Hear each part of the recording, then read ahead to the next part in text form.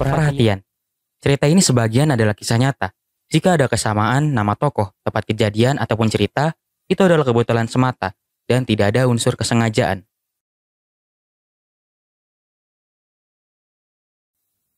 Lebaran Idul Fitri sudah lewat 5 hari yang lalu. Sekarang waktunya untuk berpamitan dengan kampung halaman. Pamit dengan orang tua, pamit dengan teman lama, juga pamit dengan saudara lainnya. Meski terasa berat, mau tidak mau harus dilalui. Karena 2 hari lagi, aktivitas normal sehari-hari mulai berjalan seperti biasa, yaitu bekerja di perantauan. Setelah berpamitan dengan keluarga, sembari meneteskan air mata, Bima langsung memacu motornya dan mulai meninggalkan kampung halaman. Bima yang sudah berada di jalan utama, membelokkan motornya masuk ke gang sisi kanan. Bima hendak melipir sebentar untuk menjemput teman seperantauannya, yang kebetulan masih satu kampung. Teman Bima ini bekerja di perusahaan yang sama dengannya. Bahkan di departemen yang sama.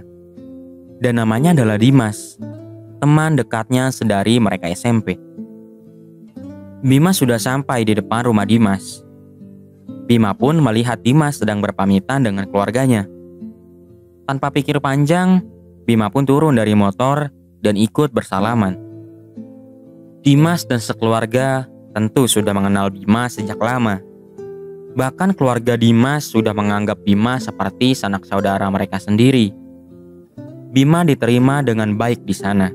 Karena itulah, keluarga Dimas memberi kepercayaan kepada Bima untuk menjaga anak mereka, Dimas, di perantauan. Bima yang mendengar keinginan orang tua Dimas pun tersenyum. Ia juga mengatakan bahwa mereka tidak perlu khawatir karena Dimas akan ia jaga seperti menjaga dirinya sendiri. Mendengar kalimat hangat yang keluar dari bibir Bima, orang tua Dimas pun menjadi lega. Lalu mereka saling memeluk dan bersalaman yang terakhir kali. Hingga akhirnya, Bima dan Dimas pun mulai menghilang dari pandangan mereka. Bima dan Dimas hari ini sama-sama akan pulang ke rumah perantauan yang berada di kota. Karena itu, ini adalah hari yang berat untuk dijalani bagi keduanya. Dengan menahan rasa sedih di dalam hati, Bima dan Dimas pun telah sama-sama berhasil berpamitan dengan keluarga di kampung halaman. Dan berdoa, semoga masih ada kesempatan untuk berkumpul dengan keluarga lagi di esok hari. Meski Bima dan Dimas berasal dari kampung yang sama dan juga merantau di lokasi yang sama, tapi keduanya memilih mudik menggunakan motor masing-masing. Keduanya lebih menyukai cara itu. Dan setelah memacu kendaraan sejauh 20 km, Bima pun melipir ke SPBU untuk mengisi bensin. Dimas pun mengekor di belakang untuk mengisi bensin pula. Setelah selesai, mereka berdua melanjutkan perjalanan.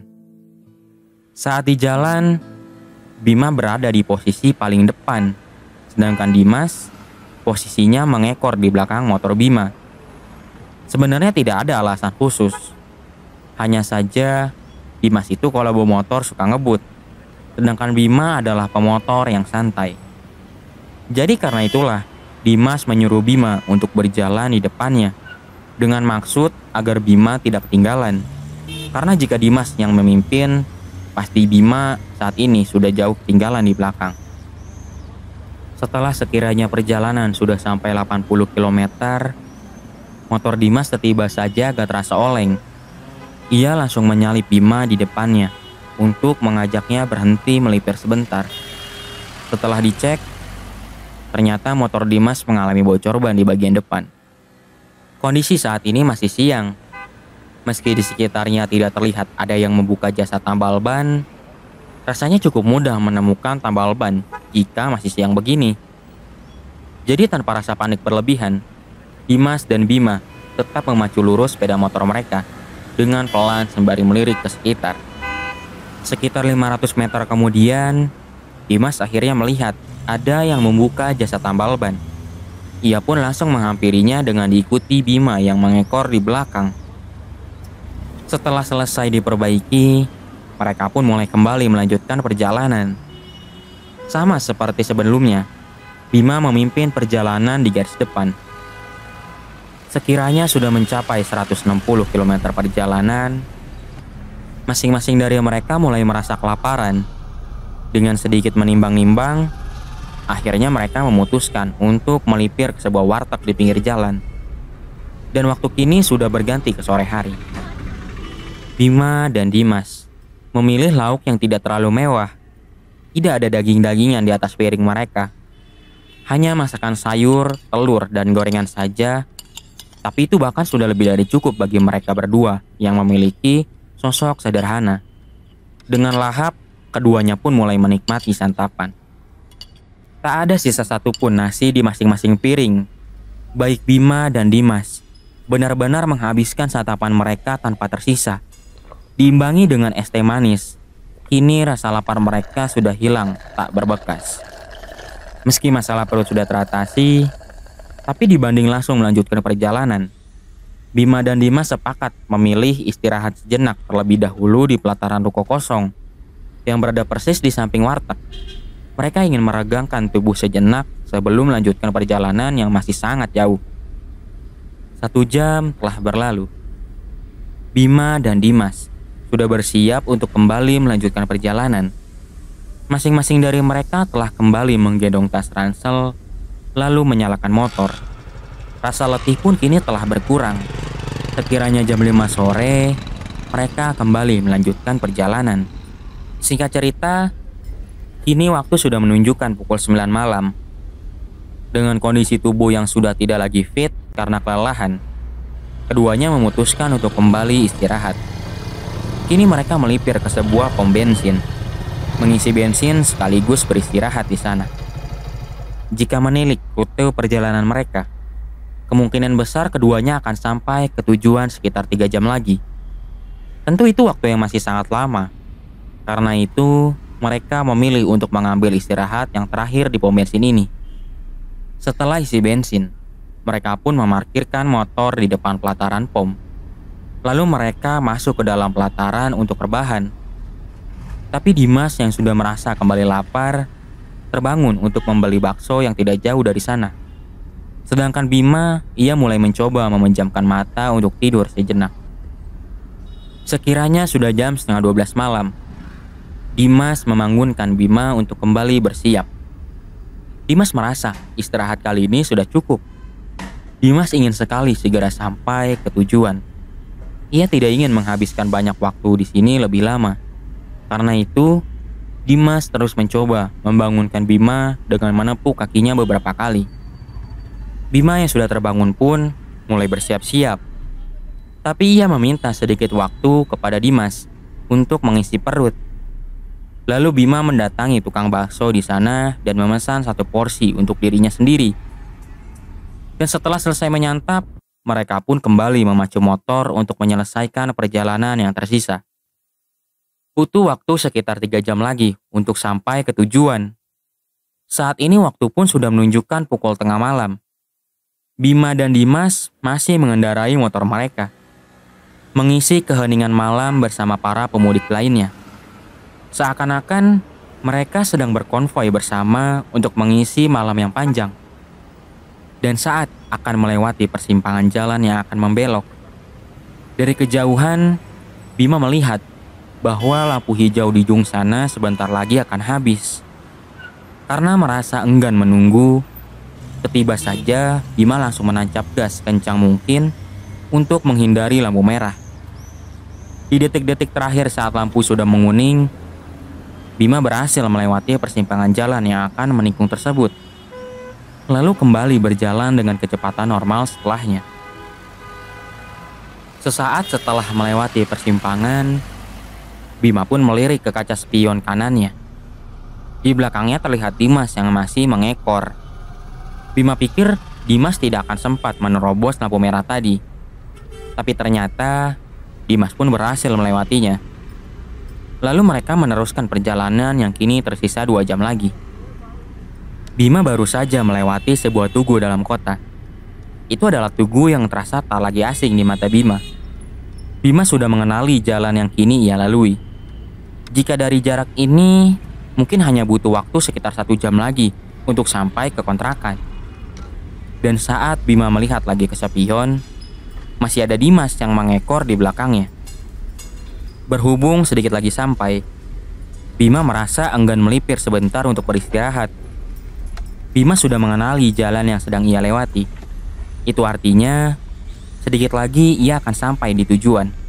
Apalagi sudah terlihat sebuah mall di ujung sana. Dari titik ini, butuh waktu sekitar 30 menit lagi untuk sampai di kontrakan. Jadi daripada beristirahat, lebih baik bablas saja sampai kontrakan. Toh, Dimas yang masih ada di belakangnya pun tidak memprotes. Bima kini ada di persimpangan terakhir sebelum sampai kontrakan. Dari titik ini, kira-kira hanya butuh waktu 10 menit lagi untuk sampai di tempat tujuan. Bima pun sedang menunggu lampu merah di sana. Kondisi jalan juga masih terlihat ramai ketika ia menyapu pandangannya ke sekeliling. Meski dini hari, rasanya normal, karena ini adalah momentum arus balik. Tapi di titik ini, saat Bima melihat ke kaca spion kiri dan kanannya, ia tidak melihat Dimas di belakangnya. Saat Bima menoleh ke arah belakang pun, ia tak menemukan Dimas dimanapun. Bima berpikir, mungkin Dimas berada di antara mobil-mobil yang menghalangi. Jadi biarkan saja, lalu memacu motornya kala lampu hijau telah menyala. Kini Bima sudah ada di depan kontrakannya. Bima sudah sampai dengan selamat di tujuan. Lalu ia turun dari motor dan melepas tas ransel yang ia gendong. Bima tidak langsung membuka pintu kontrakan. Dengan rasa lelah, Bima malah duduk di pelataran depan kontrakannya. Ia mencoba meregangkan tubuh, berusaha menghilangkan rasa pegal di tubuhnya, sembari menunggu Dimas yang sepertinya sebentar lagi akan sampai. Tapi setelah 10 menit menunggu sembari bermain ponsel, ternyata Dimas tak kunjung datang. Bima merasa heran, apa yang membuat Dimas menjadi terlambat. Padahal jika dibandingkan dengan dirinya, tentu Dimas harusnya malah lebih cepat sampai. Karena Dimas adalah tipikal pemotor yang ngebut. Tapi kini Dimas tak kunjung datang. Merasa khawatir, Bima mulai mengirim pesan kepada Dimas. Ia takut Dimas mengalami bocor ban atau semacamnya, yang akhirnya membuat dirinya tak kunjung datang. 1 kali, 2 kali, 3 kali, pesan yang Bima kirim ke Dimas tak kunjung ada balasan. Bahkan dibaca saja tidak. Bima berpikir, apakah mungkin Dimas tertinggal jauh di belakang karena motornya mengalami masalah? Tapi Bima juga merasa heran. Jika memang demikian, tapi kenapa setiap ia menoleh ke kaca spion, Dimas selalu ada di belakangnya? Setelah pesannya tidak kunjung dibalas, Bima pun akhirnya menelepon Dimas. Setelah beberapa saat menunggu, akhirnya ada yang menjawab panggilannya. Lalu Bima pun berkata, "Woi cuy, di mana lu? Kok nggak sampai-sampai?" Bukannya mendengar jawaban dari suara Dimas, Bima justru mendengar suara bising dari ujung telepon. Seperti suara campur aduk orang yang saling mengobrol. Setelah menunggu beberapa saat, barulah ada suara seseorang yang menjawab pertanyaan Bima. Lalu orang itu pun berkata, "Maaf Pak, ini atas nama keluarganya Mas Dimas Nugroho?" Tanya orang tersebut di ujung telepon. Tanpa banyak basa-basi, Bima pun menjawab dengan kata, "Iya." Mendengar jawaban Bima, lalu orang tersebut pun meneruskan, "Mas Dimas Nugroho meninggal kecelakaan, Pak. Sekarang jenazahnya ada di rumah sakit. Tolong kesini, saya sebutin alamatnya." Mendengar berita itu, sontak Bima langsung merasa lemas di sekujur tubuh. Lalu ia pun mencatat alamat yang dikatakan orang tersebut. Dan ketika Bima menelaah alamatnya, jujur ia tak tahu lokasi itu di mana. Terasa asing baginya. Tanpa pikir panjang, Bima langsung memasukkan alamatnya ke dalam Google Maps. Lalu ia pun menemukan bahwa alamat rumah sakit tersebut berada sekitar 3 jam perjalanan dari kontrakannya. Terlampau jauh, dan jika memang benar begitu, lalu Dimas yang selama ini ia lihat di spion itu siapa? Belum sempat membuka kontrakan, Bima menggendong tas ranselnya lagi dan langsung memacu motornya lebih cepat. Bima kini telah sampai di lokasi. Rumah sakit yang dimaksud pun ternyata tidak jauh dari persimpangan lampu merah yang agak membelok.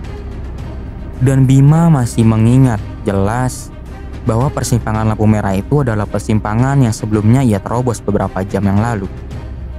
Dan kala Bima memasuki rumah sakit sekaligus meminta konfirmasi, ia ditunjukkan seseorang yang sudah terbujur kaku.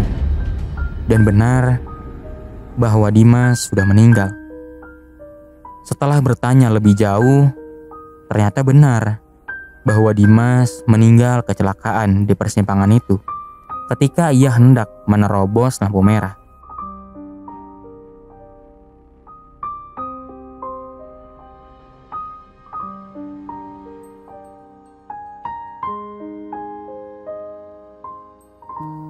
Terima kasih sudah menonton.